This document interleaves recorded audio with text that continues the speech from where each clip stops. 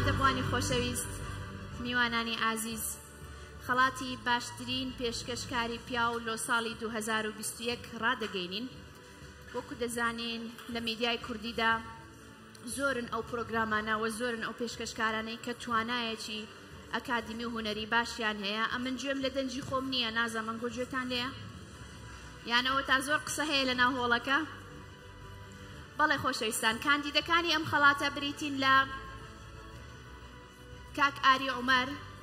هەروەها سۆران ئیسماعیل هەروەها فەرهاد زیاد من لە پلەی سێمەوە دەست پێ دەکەم بە چەپڵەیەکی زۆر زۆر گەرم حەز دەکەم بە خێرهاتنی کاک فەرهاد زیاد بکەین کە خەڵاتی سێیەمی وەرگرتووە لە باشترین پێشکەشکاری پیاو بۆ ساڵی 2021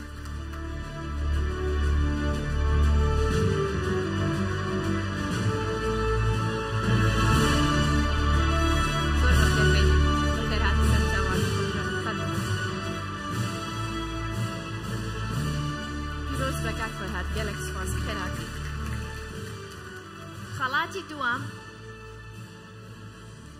لۆ بێژەرێک چووە دەربکەوی قسەی بکا قسەی نەکا بەلبەلەکی گەورە دروست دەکا مەتەڵە دەزان چێە؟ چێ؟ سۆرانی مامی ئیسماعیل فەرموو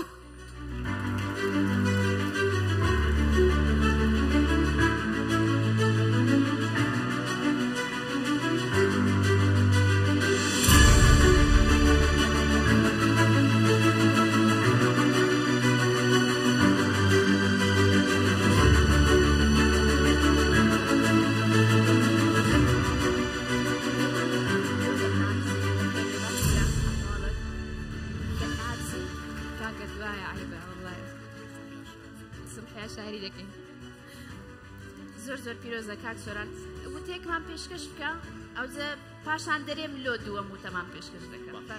میوانە بەڕێزەکان بەخێر بێن سەرسەر و سەرچاوان ئەم هەموو کەسایەتێک کە لێرە دەیبینین پێم خۆش بوو لە نزیکەوە ئەم کەسایەتە جوانانە عارەبانەیەک سوپاس بۆ هەموو لاتان ئینشاڵڵا سەرکەوتوو بن سوپاس سەرەتا بۆ کاکە میرخان و لە هەمان کادا من لە نێت تیڤی گەورە بووم زۆر سوپاس بۆ نێت تیڤی و بۆ مامی ئیسماعیلیش ئەم بەرهەمەی دروست کردو زۆر سپاس زۆر سپاس لۆ توش کاک سۆران بە سۆران ئەتۆ عەرەبانەت هەر نەگۆڕی نەتکردە سەیارەک نەتکردە توکتوکەک شتێک گەلێک بەخێر بێ هەڵبەت خەڵاتی باشترین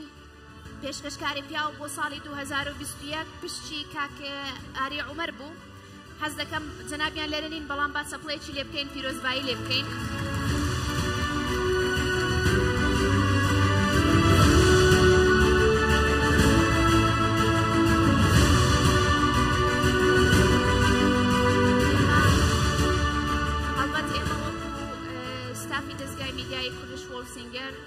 خەڵاتی کاک ئاری دەگەینینە دەستی ئینشاءڵڵا دیسان پیرۆزبایی لێ دەکەین لەبەر ئامادەرەموودی کاک ئاری ئەو چانسەماندا بە سۆرانی مامی ئیسماعیل قسەمان لۆ بکە